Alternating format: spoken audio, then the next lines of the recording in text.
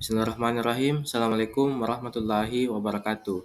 Nah, pada kesempatan pada hari ini, saya akan mencoba menjelaskan salah satu materi dari fisika modern, yaitu difraksi elektron.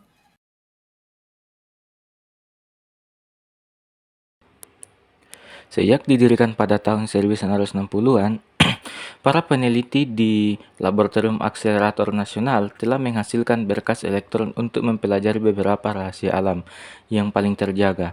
Nah, di masa lalu, para ilmuwan menggunakan berkas ini untuk tumbukan partikel yang kuat yang mengungkapkan blok bangunan fundamental.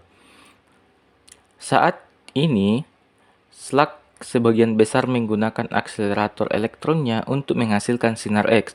Sinar X ini dipancarkan saat jalur penerbangan elektron dibelokkan oleh magnet di Stanford Shilton Radion Lake Source. Dan di laser Linac Source Lake Source, salah satu sumber sinar X paling kuat di bumi, baru-baru ini para peneliti SLAC mulai mengeksplorasi cara lain untuk menggunakan elektron untuk menyelidiki bagian dalam materi dengan metode yang mereka sebut difraksi elektron ultra cepat. Elektron umumnya dipandang sebagai partikel, namun mereka juga berperilaku seperti gelombang. Mirip dengan gelombang cahaya, semakin tinggi energi elektron, semakin pendek panjang gelombangnya.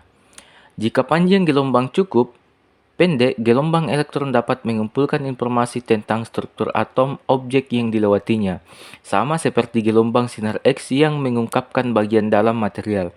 Dengan memanfaatkan sifat elektron ini, para peneliti dapat membangun perangkat baru untuk difraksi elektron ultra cepat.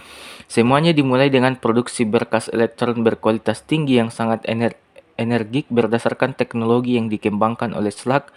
Untuk ini dilakukan di dalam piston elektron di mana pulsa laser memanas sepotong logam yang dikenal sebagai katoda foto dan menguap elektron dari logam tersebut. Kumpulan elektron yang sangat pendek ini kemudian dipercepat oleh medan frekuensi radio menuju ke lorong piston di mana magnet berfokuskan kumpulan elektron yang berurutan menjadi berkas elektron yang sempit yang bergerak dengan kecepatan 93% dari kecepatan cahaya. Para peneliti kemudian menyelidiki melalui sampel gelombang elektron yang masuk tersebar dari inti atom. Dan elektron sampel menghasilkan gelombang tersebar yang bergabung membentuk pola karakteristik pada detektor. Proses ini yang disebut dengan difraksi elektron memungkinkan para ilmuwan untuk mengkonstruksi susunan atom dalam sampel karena berkas elektron terdiri dari rangkaian kumpulan yang sangat pendek dan jarak yang lebar. Para peneliti juga dapat melihat perubahan ultra cepat dalam struktur material yang terjadi dalam waktu kurang dari 100 juta triliun detik, misalnya sebagai respon terhadap cahaya laser. Teknik ini mirip dengan difraksi sinar X, di mana para ilmuwan menyinari sampel. Sinar X dapat menembus material, namun gelombang elektron dan sinar X sensitif terhadap hal yang berbeda karena saling melengkapi, di mana sinar X hanya tersebar oleh elektron dan tidak dapat melihat inti atom secara langsung. Elektron disebut di sisi lain sensitif terhadap elektron dan inti, memberikan informasi tambahan. Salah satu contoh di mana studi sinar X di laboratorium dan eksperimen difraksi elektron ultra cepat berjalan beriringan adalah material magnetik, di mana magnetik ini muncul dari sifat elektron yang dikenal sebagai spin elektron, yang sering dibandingkan dengan bola yang berputar pada porosnya sendiri. Spin ini mengambang di sekitar struktur inti material seperti elektron C. Tetapi bagaimana interaksi antara elektron C dan inti yang mempengaruhi magnetisme seluruh material? Para peneliti ingin menemukan jawabannya karena pemahaman yang lebih baik dapat membantu mereka membangun material magnetik baru atau yang lebih baik, yang relevan dengan perangkat penyimpanan data dan aplikasi lainnya. Nah, di luar ilmu material, para peneliti juga berharap untuk menggunakan difraksi elektron ultra cepat untuk merekam film molekul dan mengamati atom dan molekul saat mereka bergerak selama reaksi kimia. Tapi para peneliti ini tidak ingin berhenti di situ. Mereka ingin membawa teknik ini ke tingkat berikutnya. Difraksi elektron menghasilkan pola difraksi yang agak abstrak, sehingga para peneliti harus berkonstruksi bagaimana suatu material. Selain melihat bagian dalam, elektron juga dapat digunakan untuk mengambil gambar sampel secara langsung. Nah, memasukkan lensa magnetik ini di depan dan di belakang sampel disusun difraksi elektron ini diubah menjadi mikroskop elektron yang mirip dengan mikroskop optik. Namun, karena elektron memiliki panjang gelombang yang jauh lebih pendek dan cahaya tanpa mikroskop, elektron dapat melihat detail yang jauh lebih halus di dekat tingkat atom, seperti domain dalam material magnetik. Adapun contoh soal lengkapnya yaitu sebuah elektron ditembakkan dengan tegangan 200 volt, tentukan panjang gelombang de Broglie-nya.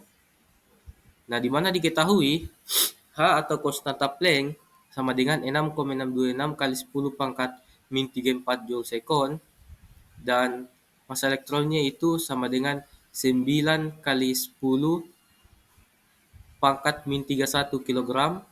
Untuk nilai elektronnya itu 1,602 dikali 10 pangkat min 19 C, dan voltnya itu 200 volt. Jadi kita akan mencoba menyelesaikan soal di atas, di mana H lambda sama dengan H per akar 2 massa elektron dikali dengan V.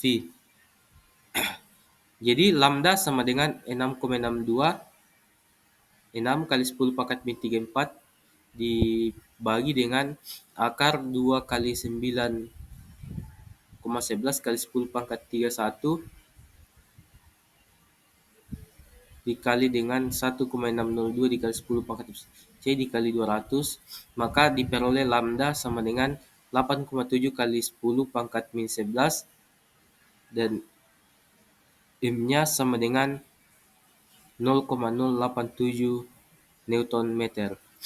Jadi untuk panjang gelombangnya yaitu 0,087 nanometer. Adapun kesimpulannya yaitu